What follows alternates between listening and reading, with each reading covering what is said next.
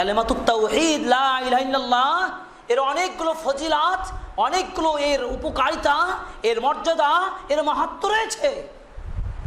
তার এক নম্বর হলো কালেমাতুত তাওহীদ লা ইলাহা ইল্লাল্লাহ সকল নবী আম্বিয়াগণের দাওয়াত ও রিসালার মূল সারবস্তু, মূল আলোচ্য বিষয়। আল্লাহ পাক বলছেন ওয়ামা আরসালনা মিন ক্বাবলিকা মির রাসূল ইল্লা নূহি ইলাইহি আন্নাহু লা ইলাহা ইল্লাল্লাহ আনা ফা'বুদুন।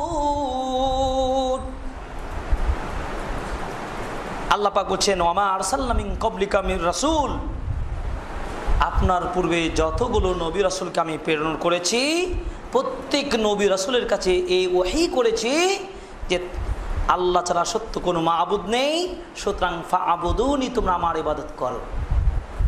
আর এই দাওয়াত সকল নবী রাসূলই দিয়েছেন। এই জন্য আল্লাহ রাব্বুল আলামিন বলেন সূরা নাহলের 36 নম্বর আয়াত, ওয়ালাকাদ বা'আসনা ফি কুল্লি উম্মাতির রাসূলা আন ইবুদুল্লাহ ওয়াজতানিবুত তাগুত।